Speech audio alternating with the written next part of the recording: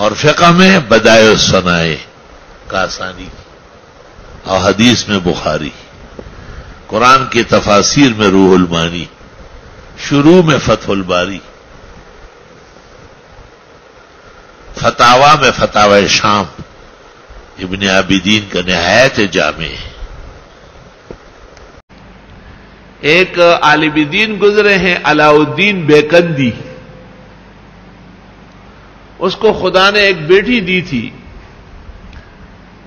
اس کا نام تحفہ تھا، اور بہت بہترین عالم اور فقیہ تھی۔ والد کو کہا کہ میرا رشتہ اس کو دیں گے جو میرے ساتھ علم میں مقابلہ کر لے۔ 19 گئی۔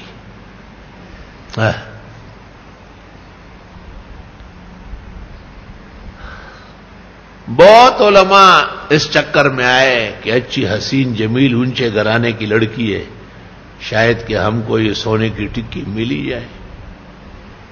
اس نے سوالات کیے تو یہ تو ماشاءاللہ بداڑی ہے، پگڑی ہے، سرمخے دے ہو نور خدے شدم تو ویشین دے تول پٹاؤ شو۔ مشہور ہو گیا کہ خاتون کا کوئی جواب نہیں دے سکتا، تو وہ کاسان سے علاء الدین ابو بکر کاسانی اتر آئے، اور بی بی نے جو کتاب لکھی تحفۃ الفقہاء 3 جلدوں میں موجود ہے میرے پاس، اس کی شرح وہی سے لکھنے لگے۔ جب بیکند پہنچے شرح مکمل ہو گئی تھی، 7 جلدوں میں بدائع الصنائع، اور درمیان میں پردہ حائل تھا، اس طرف بی بی بیٹھی ہوئی تھی، باہر علماء، ان کے والد، سب لوگ۔ ابو بکر کاسانی سے بی بی نے سوال جواب کیا۔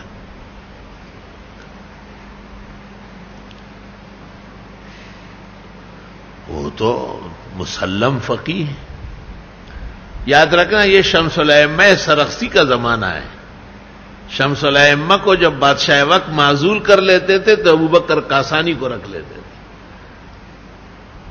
بلکہ بدائع صنائع بعض علماء کے نزدیک شانور شاہ کے خیال میں مبسوط سرخسی سے بڑھ کر فائدہ مند ہے۔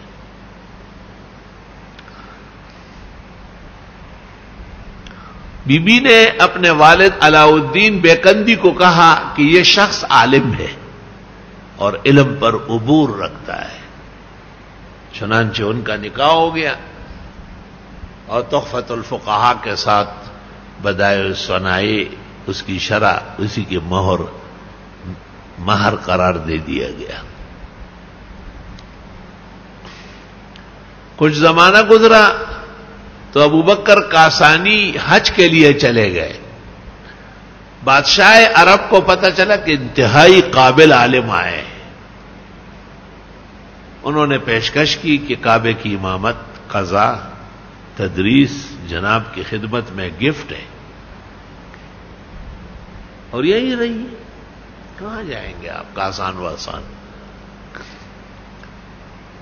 چنانچہ انہوں نے اپنی اہلیہ کو خط لکھا کہ بادشاہ عرب مہربان ہوا، انہوں نے ہم کو اپنے شاہی خدمات کعبہ میں قبول کیا، اور آپ اس لشکر کے ساتھ جو پروٹوکول میں ہے روانہ ہو جائے۔ جب بی بی نے خط دیکھا فغضبت، سخت غصے ہو گئی اور کہنے لگی ایک ہی سفر میں تمام علم لپیٹ لیا ہے، اور خط کے پیچھے لکھا تمہارا علم یہ تھا، بادشاہ کی ایک پیشکش سے اس وقت آپ بالکل خالی ہاتھ ہو چکے ہیں۔ پہلی بات یہ ہے کہ ہمارے امام اعظم نے منصور خلیفہ کا عہدہ قبول نہیں کیا، تم کون ہوتے ہو قاضی القضات بننا؟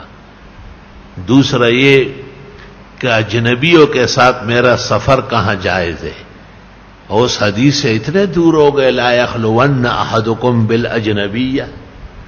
اور تیسرا یہ کہ امام ابو حنیفہ کے نزدیک مجاورت بالبلدین مکروہ ہے، کیونکہ بیعت بھی ہوتی ہے، اور جلدی خط پڑھتے ہی روانہ ہو جاؤ وخت پہ خپلے کا دو پردی اور آپ دوشا علم دنا لاڑو کاسانی سے چخاتوں کا تو فوراً رومال کندھے پہ ڈالو دا سے گلے گلے گلے وہ تو چمکے نو تو منڈے گا.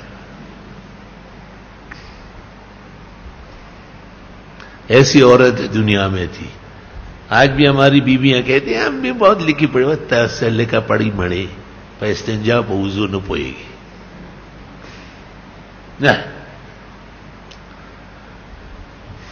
اس لیے بعض عورتیں فضل و علم میں بہت کچھ مقام رکھتی ہے، اس کو نظر میں رکھنا چاہیے. حقائق سے کبھی بھی صرف نظر نہ فرمائیں.